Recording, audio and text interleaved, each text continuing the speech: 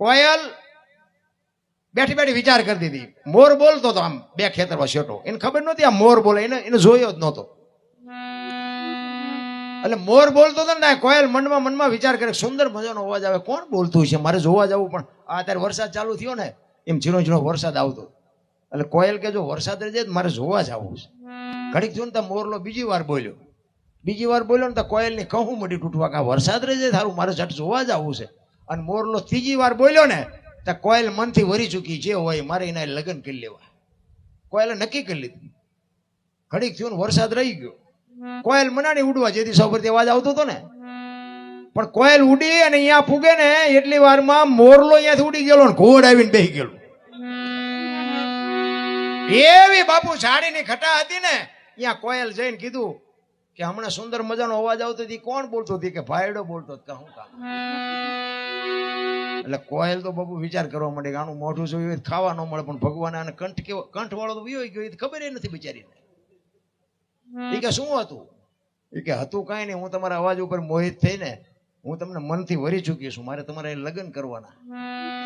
ઓલો કે બે ત્રણ ઠેકાણે નાળિયેર પાછા આવ્યા હતા, રડતું રડતું હા હું આવ્યું નથી. આપણે ઘણા એમ નથી મેળ પડી ગયો. પછી બે અહીંયા લગ્ન કર્યા ને પછી કોયલે કીધું કે સ્વામિનાથ, મને આ લગ્નનો કઈ, મને આ સંસારનો મોહ નથી, બોલો જ ખરા, મને તમારા અવાજનો મોહ છે. ખોટા હોય તરત મારે કાઢ લે ને. એ કે હું તો એક જ વખત બોલું વરમાં, પછી ક્યાં બોલું? કોયલ ને એમ કે કાલ વર પૂરું થઈ જાય. 2 મહિના 4 મહિના ફરીને આહડ મીંડો ધડુકવા, વીજળી મનાણી આપને ચીરવા. અને પછી કોયલ કહે છે સ્વામિનાથ હવે તો બોલો, આ ફરીને આહડ આવ્યો. પછી બોલવું પડે.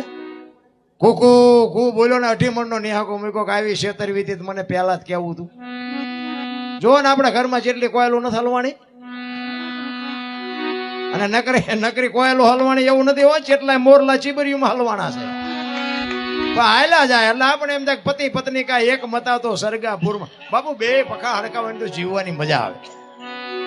બાકી અહીંયા તમે અમને હાથની હથેળીમાં રાખો અને તમે એ બાજુ સુરેન્દ્રનગર બાજુ આવ્યા હોય અને હું એમ કહું હાલો હાલો, અરે રોટલા ચા પાણી સિવાય જવાય? અને હું આમ ડેલામ લઈ જાઉં અને રહોડામાંથી હાણીશું લોટા મંડે ઉડવા, મારે ચિંતા જવું?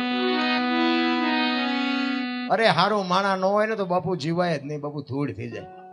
હું તો એમ કહું છું કે જેવું છે ને જે મળ્યું હોય પણ એને બાપુ નિભાવી લ્યો.